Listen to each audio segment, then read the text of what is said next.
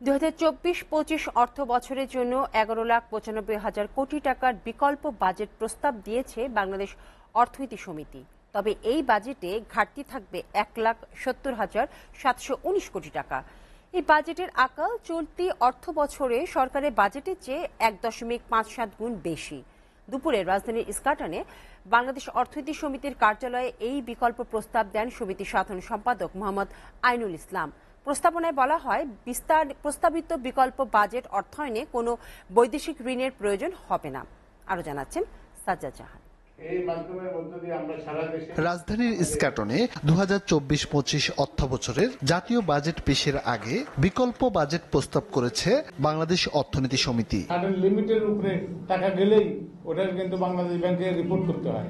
সূচনা বক্তব্যে বাজেট বাস্তবায়নে দুর্নীতি দমন ও শুদ্ধি অভিযান যেন লোক দেখানো না হয় এমন প্রত্যাশার কথা জানান সমিতির সভাপতি ডক্টর কাজী খলিকুজ্জামান। তিনি বলেন, বড় দুর্নীতিবাজদের জবাবদিহিতার আওতায় আনা জরুরি।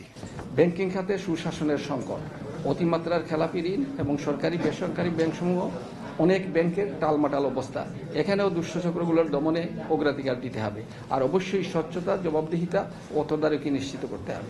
পরিসংখ্যান ব্যুরোর তথ্য অনুযায়ী দেশে আয় বৈষম্য অনেক বেড়েছে। বৈষম্য পরিমাপক যিনি সহগ ২০১০ সালে ছিল ০.৪৫, তা থেকে বেড়ে ২০২২ সালে হয়েছে ০.৫০। ২০২৪-২৫ অর্থ বছরের জন্য ১১,৯৫,০০০ কোটি টাকার বিকল্প বাজেট উপস্থাপন করেন অর্থনীতি সমিতির সাধারণ সম্পাদক মোহাম্মদ আইনুল ইসলাম। আমাদের প্রস্তাবে ঘাটতি অর্থায়নের বৈদেশিক ঋণ নিটের কোনো ভূমিকা থাকবে না, যা চলতি অর্থ বছরের সরকারি বাজেটে ঘাটতি পূরণে ৩৯.৫% ভূমিকা রাখতে পারে। অর্থাৎ আমাদের বাজেট ঘাটতি পূরণের জন্য আমরা বৈদেশিক ঋণের দ্বারস্থ হতে চাই না। আবার একই সাথে বাজেটের ঘাটতি পূরণে আমরা দেশীয় ব্যাংক থেকে ঋণ গ্রহণের প্রস্তাব রাখিনি।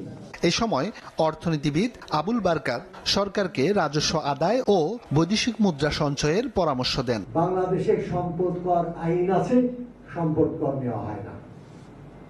নেক্সট হচ্ছে ট্যাক্স অন এক্সেস প্রফিট, অতিরিক্ত মুনাফার উপর কর। বাজারে যারা সিন্ডিকেট করে বলে আপনারা জানেন, তারা কি মুনাফা নর্মাল প্রফিট করে, এক্সেস প্রফিট করে, তো অতিরিক্ত মুনাফার উপর কর। থার্ড হচ্ছে আমরা বলছি কালো টাকা, খুব কম ১০,০০০ কোটি টাকা মনে উদ্ধার করার কথা বলছি, লক্ষ লক্ষ কোটি টাকার মধ্যে। সাজ্জাদ জাহান, এসটিভি, ঢাকা।